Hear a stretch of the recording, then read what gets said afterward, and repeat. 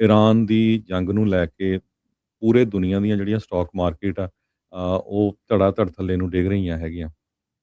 ਤੇ ਅੱਜ ਸਾਡੇ ਜਿਹੜੇ ਸੈਕਟਰੀ ਆਫ ਵਾਰ ਹੈਗੇ ਆ ਹੈਕਸਥ, ਉਹਨਾਂ ਨੇ $200 ਬਿਲੀਅਨ ਈਰਾਨ ਦੀ ਜੰਗ ਦੇ ਲਈ ਯੂਐਸ ਦੀ ਕਾਂਗਰਸ ਤੋਂ ਮੰਗਿਆ ਹੈਗਾ ਆ।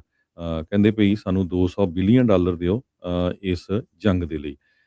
ਸੈਨੇਟਰ ਰੋਜਰ ਮਾਰਸ਼ਲ ਰਿਪਬਲਿਕਨ ਆ ਕੈਂਸਸ ਦੇ, ਉਹਨਾਂ ਨੇ ਕਿਹਾ ਵੀ $200 ਬਿਲੀਅਨ ਤਾਂ ਬਹੁਤ ਵੱਡਾ ਨੰਬਰ ਆ, ਤੁਹਾਨੂੰ ਤਾਂ ਅਸੀਂ ਹਰ ਸਾਲ $1 ਟ੍ਰਿਲੀਅਨ ਤੱਕ ਜਿਹੜਾ ਆ ਪੈਂਟਾਗਨ ਨੂੰ ਦਿੰਦੇ ਹੈਗੇ ਆ।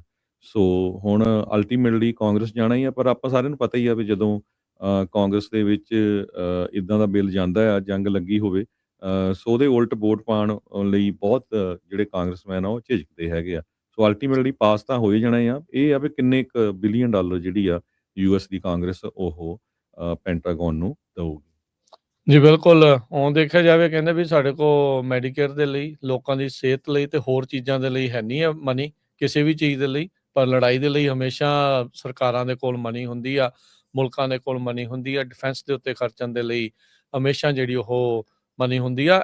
ਰਿਕਾਰਡ ਤੋੜ ਆ, 1 ਪੁਆਇੰਟ ਕਿੰਨੇ ਟ੍ਰਿਲੀਅਨ ਡਾਲਰ ਦਾ ਇਸ ਵਾਰ ਦਾ ਬਜਟ ਸੀ 1 ਸਾਲ ਦਾ।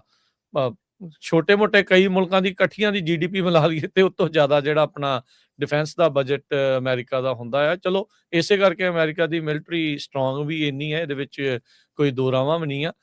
ਪਰ ਅੱਜ ਟਰੰਪ ਹੁਣੀ ਨਾਖੁਸ਼ ਵੀ ਨਜ਼ਰ ਆਏ। ਈਰਾਨ ਦੇ ਜਿਹੜੇ ਸਾਰਜ਼ ਆਇਲ ਫੀਲਡ ਆ, ਉਹਦੇ ਉੱਤੇ ਇਜ਼ਰਾਈਲ ਵਾਲਿਆਂ ਨੇ ਹਮਲਾ ਕਰ ਦਿੱਤਾ, ਕਹਿੰਦੇ ਮੇਰੇ ਤੋਂ ਪੁੱਛੇ ਬਗੈਰ ਹੀ ਕਰਤਾ, ਮੈਂ ਇਹਨਾਂ ਨੂੰ ਤਾੜਨਾ ਕੀਤੀ ਆ, ਰੋਕਿਆ ਆ ਵੀ ਇਦਾਂ ਦਾ ਕੰਮ ਜਿਹੜਾ ਤੁਸੀਂ ਨਾ ਕਰੋ, ਵੀ ਨਹੀਂ ਤਾਂ ਫਿਰ ਇੱਕ ਹਿਸਾਬ ਦੇ ਨਾਲ ਇਕੱਲੇ ਰਹਿ ਜਾਊਂਗੇ।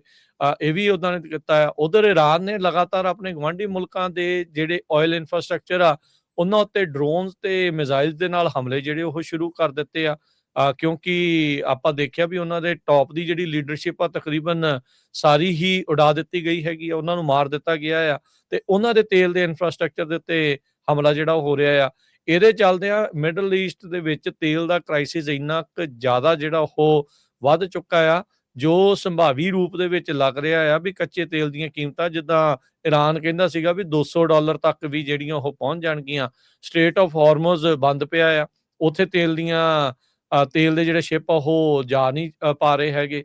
ਸੋ ਇੱਥੋਂ ਤੱਕ ਕਿ ਇੱਕ ਰਸ਼ੀਆ ਵਾਲਾ ਜਿਹੜਾ ਤੇਲ ਦਾ ਟੈਂਕਰ ਸੀਗਾ, LNG ਵਾਲਾ ਟੈਂਕਰ ਸੀਗਾ, ਉਸ ਨੂੰ ਵੀ ਜਿਹੜਾ ਉਹ ਭੇਜਿਆ ਗਿਆ ਆ, ਉਹ ਵੀ ਨੁਕਸਾਨਿਆ ਹੋਇਆ। ਬਾਅਦ ਦੇ ਵਿੱਚ ਹੋਰ ਪਾਣੀਆਂ ਦੇ ਵਿੱਚ ਪਹੁੰਚ ਕੇ ਉਸ ਨੂੰ ਮੁਰੰਮਤ ਦੇ ਲਈ ਹੁਣ ਲਿਜਾਇਆ ਜਿਹੜਾ ਉਹ ਜਾ ਰਿਹਾ ਆ।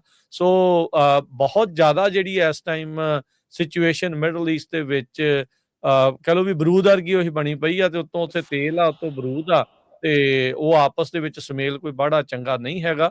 ਸੋ ਸਿਚੁਏਸ਼ਨ ਆਉਣ ਵਾਲੇ ਦਿਨਾਂ 'ਚ ਹੋਰ ਵੀ ਮਾੜਾ ਜਿਹੜੀ ਉਹ ਹੋਊਗੀ। ਇੱਕ ਜਿਹੜੀ ਹਰਜੋਤ ਸਿੰਘ ਜੀ ਜਿਸ ਕਾਊਂਟਰ ਟੈਰਰਿਜ਼ਮ ਦੇ ਟੌਪ ਦੇ ਅਫੀਸ਼ੀਅਲ ਆ, ਜੋ ਕੈਂਟ ਨੇ ਟੱਕਰ ਕਾਰਲਸਨ ਦੇ ਨਾਲ ਇੰਟਰਵਿਊ ਦੇ ਵਿੱਚ ਕਿਹਾ, ਕਹਿੰਦੇ ਵੀ ਸਾਡੇ ਕੋਲ ਜ਼ੀਰੋ ਇੰਟੈਲੀਜੈਂਸ ਸੀਗੀ ਇਸ ਦੀ ਵੀ ਈਰਾਨ ਵਾਲੇ ਕੋਈ ਪ੍ਰਿਮਿਟਿਵ ਅਟੈਕ ਕਰ ਸਕਦੇ ਸੀ ਜਾਂ ਉਹ ਨਿਊਕਲੀਅਰ ਵੈਪਨ ਦੇ ਬਿਲਕੁਲ ਜਿਹੜਾ ਉਹ ਨਜ਼ਦੀਕ ਸੀਗੇ। ਕਹਿੰਦੇ ਵੀ ਇਜ਼ਰਾਈਲੀਆਂ ਨੇ ਨਿਊਕਲੀਅਰ ਐਨਰਿਚਮੈਂਟ, ਯੂਰੇਨੀਅਮ ਐਨਰਿਚਮੈਂਟ ਨੂੰ ਹੀ ਮੁੱਦਾ ਬਣਾ ਕੇ ਇਹ ਸਾਰੇ ਪਾਸੇ ਗੱਲ ਨੂੰ ਉਡਾ ਕੇ ਤੇ ਅਮਰੀਕਾ ਨੂੰ ਧੱਕੇ ਦੇ ਨਾਲ ਲੜਾਈ ਦੇ ਵਿੱਚ ਜਿਹੜੇ ਉਹ ਲੈ ਗਏ।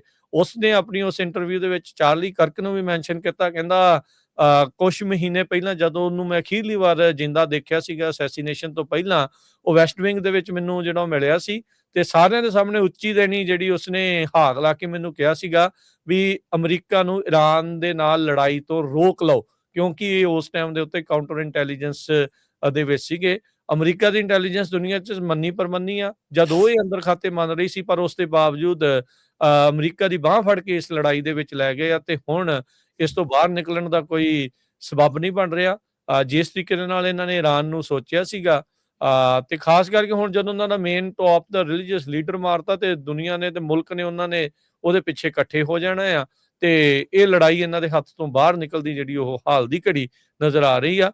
ਨੋ ਡਾਊਟ ਬੰਬ ਇਹਨਾਂ ਕੋਲ ਜ਼ਿਆਦੇ ਆ, ਉਹ ਸਾਰਾ ਕੁਛ ਆ।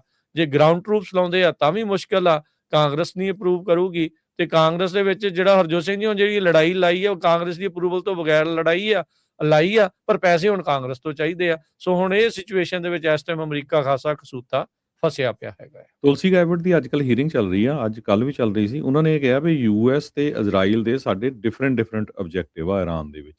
ਪਹਿਲਾਂ ਸਾਰੇ ਕਹਿੰਦੇ ਸੀ ਵੀ ਅਸੀਂ ਓਵਰਟਰਨ ਕਰਨਾ ਹੈਗਾ ਆ ਉੱਥੇ ਦੀ ਸਰਕਾਰ ਨੂੰ।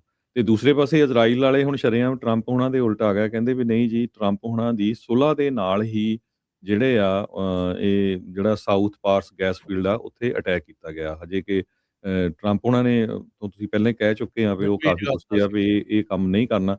ਉਹਨੇ ਪਹਿਲਾਂ ਵੀ ਸਟੇਟਮੈਂਟ ਦਿੱਤੀਆਂ ਸੀਗੀਆਂ ਵੀ ਅਸੀਂ ਈਰਾਨ ਦੇ ਲੋਕਾਂ ਦੇ ਉਲਟ ਨਹੀਂ ਹੈ, ਈਰਾਨ ਦਾ ਜਿਹੜਾ ਇਨਫਰਾਸਟਰਕਚਰ ਆ ਉਹਨੂੰ ਮੈਸ ਅਪ ਨਹੀਂ ਕਰਨਾ ਚਾਹੁੰਦੇ ਹੈਗੇ, ਅਸੀਂ ਉੱਥੇ ਦੀ ਜਿਹੜੀ ਸਰਕਾਰ ਆ ਉਹਨੂੰ ਬਦਲਣਾ ਚਾਹੁੰਦੇ ਹੈਗੇ ਆ। ਸੋ ਡੋਨਲਡ ਟਰੰਪ ਹੋਣਾ ਨੇ ਇਹ ਕਿਹਾ ਸੀ ਵੀ ਅਸੀਂ ਇਨਵੋਲਵ ਨਹੀਂ। ਇਜ਼ਰਾਈਲ ਵਾਲੇ ਹੁਣੇ 1 ਘੰਟਾ ਪਹਿਲਾਂ ਉਹਨਾਂ ਨੇ ਕਿਹਾ ਵੀ ਨਹੀਂ, ਪ੍ਰੈਜ਼ੀਡੈਂਟ ਟਰੰਪ ਨੂੰ ਪੂਰਾ ਪਤਾ ਸੀ। ਤੇ ਪੀਟ ਹੈਗਸਥ ਹੋਣੀ ਜਿਹੜੇ ਡਿਫੈਂਸ ਦੇ ਸੈਕਟਰੀ ਹੈਗੇ ਆ ਵਾਰ ਦੇ, ਉਹਨਾਂ ਨੇ ਇਹ ਕਿਹਾ ਵੀ ਪ੍ਰੈਜ਼ੀਡੈਂਟ ਟਰੰਪ ਨੂੰ ਇਹਦੇ ਬਾਰੇ ਪਤਾ ਹੀ ਨਹੀਂ ਸੀ। ਜੀ, ਬਿਲਕੁਲ। ਸੋ ਇਹ ਸਿਚੁਏਸ਼ਨ ਜਿਹੜੀ ਉਧਰ ਬਣੀ ਪਈ ਆ।